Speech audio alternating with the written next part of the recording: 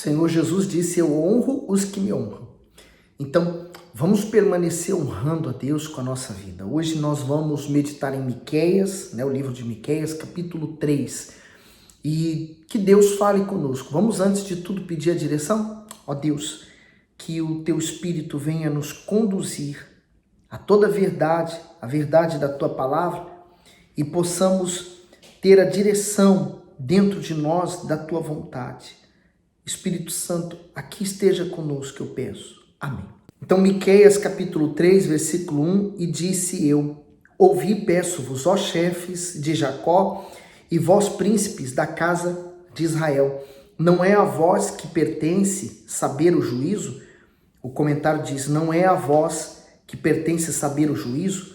Quanto maior for o poder e a autoridade, maior será a responsabilidade para fazer o que é certo. Por isso, a repreensão de Deus aos principais líderes de Israel.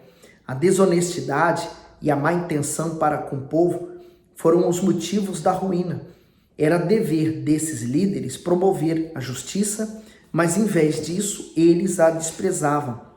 Aqueles que cometem os mesmos erros que Israel cometeu no passado sofrerão as mesmas consequências. Cada um será julgado mediante aquilo que recebeu. Grandes ou pequenos, poderosos ou não, ninguém estará livre de prestar contas um dia ao Altíssimo. Então, é isso que nós temos que cuidar e pensar, O que nós estamos plantando e vamos colher mais tarde. No 2, a vós que odiais o bem e amais o mal, que arrancais a pele de cima deles e a carne de cima dos seus ossos, e que comeis a carne do meu povo, e lhes arrancais a pele, e lhes miuçais os ossos, e os repartis como para a panela, e como carne dentro do caldeirão. Então clamaram ao Senhor, mas não os ouvirá. Antes esconderá deles a sua face naquele tempo, visto que eles fizeram mal nas suas obras. O comentário do 2 ao 4 diz: arrancais a pele de cima deles. Os líderes exploravam o povo de maneira tão violenta que foram comparados a canibais. Eles tinham que ser pastores para as ovelhas de Israel, mas tornaram-se como lobos cruéis e famintos. Mesmo cometendo tantas injustiças, realizavam suas orações sem o menor constrangimento. Eles eram verdadeiros hipócritas e impostores da fé, que aparentavam santidade, mas não passavam de homens perversos. Deus se recusa a ouvir orações de pessoas fingidas e injustas. O ponto em que o poder faz a pessoa perder a noção do que ela está fazendo. O poder, a autoridade, o dinheiro faz as pessoas se perderem. Então ele continua assim, no 5. Assim diz o Senhor, acerca dos profetas que fazem errar o meu povo, que mordem com os seus dentes e clamam paz, mas contra aquele que nada lhes dá, na boca preparam guerra. Portanto, se vós fará noite sem visão, e tereis trevas sem adivinhação, e por-se-á o sol sobre os profetas, e o dia sobre eles se enegrecerá. O comentário diz: assim diz o Senhor acerca dos profetas. O desejo do Altíssimo era que o povo andasse no caminho da obediência, mas os falsos profetas ensinavam mentiras que cooperavam para que o povo se desviasse cada vez mais do Senhor. As mensagens deles faziam com que os judeus se sentissem à vontade em seus atos de maldade. Esse espírito de engano continua levando falsos profetas a mentir, iludir e manipular as pessoas que não têm o entendimento da palavra de Deus. Então imagine, está aqui Miqueias falando que vai haver destruição, mas havia entre eles aqueles profetas que agradavam a todo mundo. Não, vai ter paz, prosperidade. Não, Deus está se agradando de todo mundo. Por isso que o povo se voltava contra os profetas, homens de Deus, porque eles não falavam que agradava, E aí o 7. E os videntes se envergonharão, e os adivinhadores se confundirão. Sim, todos eles cobrirão os seus lábios, porque não haverá resposta de Deus. Comentário do 7. Não haverá resposta de Deus. Isso significa que, diante das aflições que viriam sobre Judá e Israel, os líderes espirituais não teriam nenhuma revelação ou resposta vinda da parte de Deus para ser dada ao povo. Assim, ficaria provado que todos eles não passavam de enganadores, que iludiam as pessoas com falsas promessas de paz.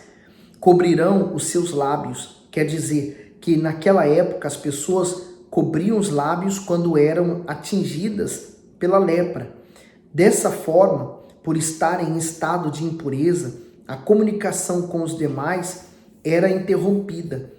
Levíticos 13:45 diz assim: também as vestes do leproso em que está a praga serão rasgadas e a sua cabeça será descoberta, e cobrirá o lábio superior e clamará: imundo, imundo. Continuando o texto, no sentido espiritual, isso mostra que os profetas estavam com os lábios leprosos por causa das mentiras que anunciavam ao povo. Portanto, o Altíssimo não permitiria que eles falassem em seu nome. Então, a lepra, ele é um sinônimo do pecado, né? A lepra é como pecado. Ela é contagiosa e ela só aumenta se nós não decidimos nos arrepender. Versículo 8. Mas eu estou cheio do poder do Espírito do Senhor, de juízo e de força, para anunciar a Jacó a sua transgressão e a Israel o seu pecado. O comentário diz: mas eu estou cheio de poder do Espírito do Senhor. Miqueias era um homem de fé, coragem, determinação, características vindas do próprio Espírito de Deus. Ele tinha consciência de que a mensagem que transmitia causaria perseguições pessoais, mas nem por isso deixou de anunciá-la com intrepidez. Miqueias sofria por amar o seu povo e por saber que a destruição seria iminente. Isso mostra que a mesma consideração que ele tinha com o Senhor, tinha também com o povo. Aliás, essa é uma das principais características de um verdadeiro servo de Deus. Assim como ele considera a sua salvação preciosa, considera também a de todos os que estão à sua volta. Por isso, luta para que a alcance e a preserve. O respeito que o servo tem pelo Altíssimo tem também por todas as pessoas. Às vezes a pessoa confunde e pensa assim: o fulano não é meu amigo, ele sempre está falando algo contra mim, né? E às vezes o que esse seu verdadeiro amigo quer é o seu bem, mas falando algo que não vai te agradar. Aqueles que são falsos amigos vai falar sempre o que te agrada, e cuidado com eles. 9.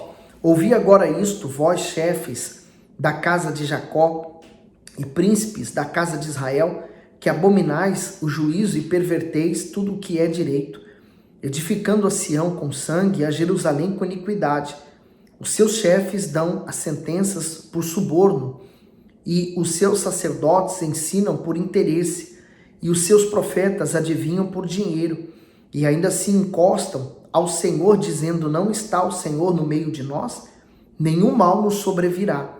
Portanto, por causa de vós, Sião será lavrada como um campo, e Jerusalém se tornará em montões de pedra, e o monte desta casa como os altos de um bosque. O comentário diz assim: ouvi agora isto, vós chefes da casa de Jacó. O amor ao dinheiro era a raiz que impulsionava o trabalho dos líderes religiosos e governamentais da época. A ambição e o apego aos bens materiais corromperam o propósito espiritual e a pobreza da causa que Deus havia escolhido para eles. Em vez de lutarem em defesa do povo, esses líderes aceitavam suborno e não diziam a verdade. Além disso, tinham suas mãos sujas de sangue pela injustiça que cometiam. Todos aqueles que possuem o poder de fazer o bem e não fazem, cometem injustiça. Em vez de exigir algo em troca, o verdadeiro servo do Altíssimo entrega a própria vida em sacrifício ao Senhor e em favor de todos aqueles que ainda não o conhecem. Quer dizer, eles se perderam de tal forma que eles não estavam conseguindo ver a destruição. Imagine, né? Se aquele homem, dito de Deus, aceitava suborno, ele sabia que haveria destruição, punição por tudo aquilo que estava acontecendo. Mas, bom, eu quero dinheiro, eu vou ter mais dinheiro, e mais dinheiro, e mais dinheiro, mais dinheiro, mais poder.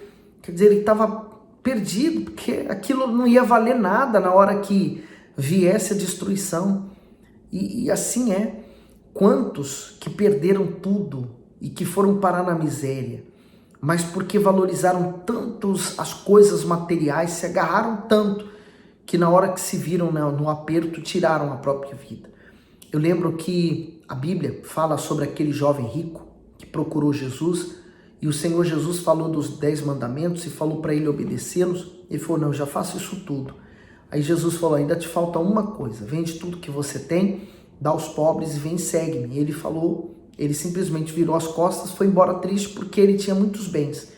Porque ele na verdade, ele avaliou os seus bens sendo mais valioso do que seguir Jesus. Né? Ele fez uma troca, uma escolha. Mais tarde, né? E eu acredito, se ele era jovem, ainda continuava morando em Jerusalém com seus bens. Mais tarde, Jerusalém passou pela destruição de Roma. E Roma veio, destruiu toda aquela cidade, levou todos os bens dela. Se ele era um rico daquela cidade, então ele perdeu tudo. Então eu pergunto, aquela riqueza toda que ele possuiu servia para quê? Né? Então é algo para nós pensarmos bem. Miqueias capítulo 4. Mas nos últimos dias acontecerá que o monte da casa do Senhor será estabelecido no cume dos montes, e se elevará sobre os outeiros, e a ele afluirão os povos. E irão muitas nações e dirão, vinde, e subamos ao monte do Senhor, e à casa do Deus de Jacó, para que nos ensine os seus caminhos, e andemos pelas suas veredas, porque de Sião sairá a lei, e de Jerusalém a palavra do Senhor. O comentário diz, o monte da casa do Senhor. Miqueias profetiza sobre o tempo em que o Filho de Deus reinará sobre o mundo inteiro. O monte da casa do Senhor se refere a Jerusalém, onde ele estabelecerá o seu trono e será adorado por Israel e pelas demais nações da terra. O Senhor Jesus, em seu retorno, destruirá todo o mal e firmará o seu reino de justiça, paz, segurança e prosperidade no mundo. Apocalipse 20, versículo 4, ele diz, e vi tronos, e assentaram-se sobre eles, e foi-lhes dado o poder de julgar, e vi as almas daqueles que foram degolados pelo testemunho de Jesus, e pela palavra de Deus, e que não adoraram a besta, nem a sua imagem, e não receberam sinal em suas testas, nem em suas mãos, e viveram e reinaram com Cristo durante 1000 anos. Seguindo para o 3. E julgará entre muitos povos e castigará nações poderosas e longínquas, e converterão as suas espadas em paz e as suas lanças em foices. Uma nação não levantará espada contra outra nação, nem aprenderão mais a guerra. Mas assentar-se-á cada um debaixo da sua videira e debaixo de sua figueira, e não haverá quem os espante, porque a boca do Senhor dos exércitos o disse. Porque todos os povos andam, cada um em nome de seu Deus, mas nós andaremos em nome do Senhor nosso Deus para todo sempre. O comentário diz assim, nós andaremos em nome do Senhor nosso Deus. Na época de Miqueias, um pequeno grupo de pessoas decidiu se manter fiel, mesmo vivendo entre infiéis. Esse remanescente, que representava a luz em meio às trevas, iria sofrer perseguições por causa dessa decisão, mas eles estavam preparados para isso. A vida da pessoa que crê será sempre resultado das suas próprias convicções e escolhas. Por isso, ela paga o preço por assumir a fé. Além do mais, permanece inabalável diante da incredulidade e das dúvidas dos outros. Isto é, ainda que a família ou os amigos escolham caminhos errados, ela manterá a confiança no Deus vivo. Independentemente da opinião alheia, seguirá firme no caminho do Altíssimo, andando em santidade e em retidão. Segundo Pedro 3, do 11 ao 14, diz, havendo, pois, de perecer todas essas coisas, que pessoas vos convém serem santo trato e piedade, aguardando e apresentando-vos para a vinda do dia de Deus, em que os céus com fogo se desfarão e os elementos ardendo se fundirão. Mas nós, segundo a sua promessa, aguardamos novos céus e nova terra, em que habita a justiça. Por isso andamos aguardando estas coisas procurai que dele sejais achados imaculados, irrepreensíveis em paz, e tendo por salvação a longanimidade do nosso Senhor, como também o nosso amado irmão Paulo vos escreveu, segundo a sabedoria que lhe foi dada. Falando disto, como em todas as suas epístolas, entre as quais há pontos difíceis de entender, que os indoutos e inconstantes torcem igualmente as outras escrituras para sua própria perdição. Vós, portanto, amados, sabendo isto de antemão, guardai-vos de que pelo engano dos homens abomináveis sejais juntamente arrebatados e descansais da vossa firmeza. Antes, crescei na graça e conhecimento de nosso Senhor e Salvador, Jesus Cristo. A Ele seja glória, assim agora como no dia da eternidade. Amém. Dura coisa é andar enganado, né? Eu já andei muito tempo enganado, pensando que estava agradando a Deus e na verdade não estava. Mas graças a Deus, Deus abriu meus olhos do meu entendimento e hoje eu vivo para o meu Senhor Jesus. Não numa religião, a religião não pode salvar ninguém, mas há uma igreja, a igreja a qual eu frequento, foi ela que me indicou o caminho para a salvação. Ela me mostrou a porta da salvação. Graças a Deus, eu agradeço esse lugar que me fez abrir os olhos para eu poder encontrar o meu Senhor Jesus. No 6, naquele dia, diz o Senhor, congregarei a que cocheava e recolherei a que tinha sido expulsa e a que eu tinha maltratado. E da que cocheava farei um remanescente, e da que tinha sido arrojada para longe uma nação poderosa. E o Senhor reinará sobre eles no monte Sião, desde agora e para sempre. E a ti, ó torre do rebanho, fortaleza da filha de Sião, a ti virá, sim, a ti virá o primeiro domínio, o reino da filha de Jerusalém. E agora, por que não fazes tão grande pranto? Não há em ti rei? Pereceu o teu conselho? Apoderou-se de ti a dor, como daqui está de parto?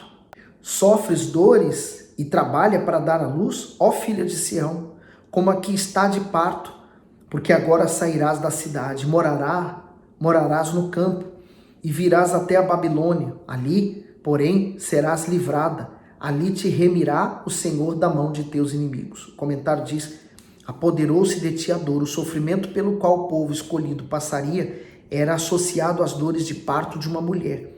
Os judeus seriam levados cativos para a Babilônia, onde sofreriam, mas seriam resgatados novamente pelo Senhor Deus. Isto é, assim como uma nova vida nasce em meio a dores angustiantes, uma nova nação surgiria de uma remanescente fiel. Mas para isso, esse pequeno grupo passaria por circunstâncias extremamente aflitivas. Então, quer dizer, ali, enquanto estava tudo bem, eles estavam longe de Deus. Deus iria permitir eles passarem pelo inferno para que eles pudessem conhecer a Deus. 11. Agora se entregaram muitas nações contra ti que dizem, seja profanada, e vejam os nossos olhos o seu desejo sobre Sião. Mas não sabem os pensamentos do Senhor, nem entendem o seu conselho, porque as ajuntou como gavelas numa eira. Levanta-te e trilha, ó filha de Sião, porque eu farei de ferro o teu chifre, e farei de bronze as tuas unhas. Esmiuçarás a muitos povos, e o seu ganho será consagrado ao Senhor, e os teus bens ao Senhor de toda a terra. São palavras duras, mas aquele povo precisava ouvir isso para poder se converter, ou pelo menos para manter aquele remanescente firme e forte na fé. O Senhor Jesus ensinou a perseverança, né? O apóstolo Paulo falou para uma das igrejas dizendo, o que vocês precisam é de perseverança. Perseverança, e só ela vai nos levar no caminho da salvação até o fim. O temor, a perseverança, a justiça, o amor, são coisas que nós não podemos deixar ao longo da nossa caminhada, tá bom? Põe o seu gosto, caso gostou do conteúdo, claro, e faça seu comentário, suas perguntas, e fique bem, fique com Deus.